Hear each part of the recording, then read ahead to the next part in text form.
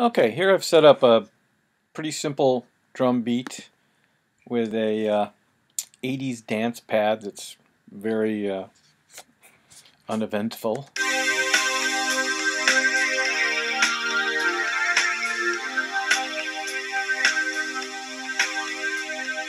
Not anything I would want to put on a track, but anyway.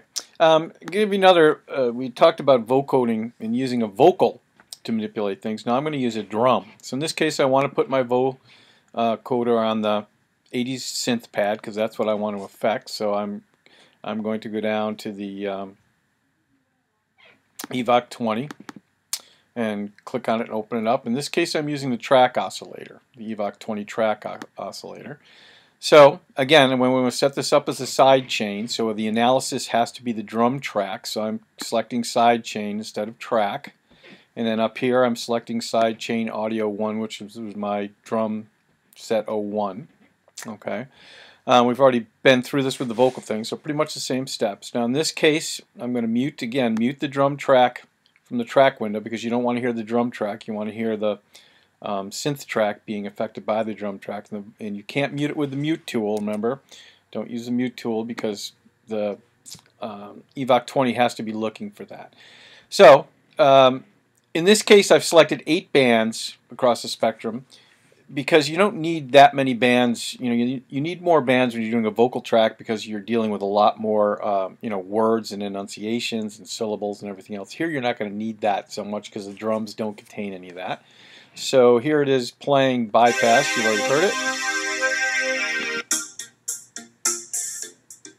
And now it's picking up some of the drum sounds. Now I have a short attack set because I really want to get those percussive drum sounds. And the more release I add, the more tonality you'll get in from the synth.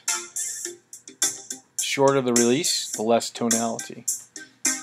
Now the other thing that's interesting too, as far as your format stretch, left to right, again you'll hear, I'll demonstrate this in class so you hear it a little better, but as I shift it, you can start to hear it opening up again. Now when I shift it with the format shift, getting a lot more of the lows, a lot more of the highs. So again, you just have to tweak it. The other thing you can do is tweak the sound waves down here from a sawtooth, square wave, and you'll get a little different, a little harder to hear on my laptop. But that's another use for the vocoder. Instead of using vocals, you can use drum track and come up with some interesting things.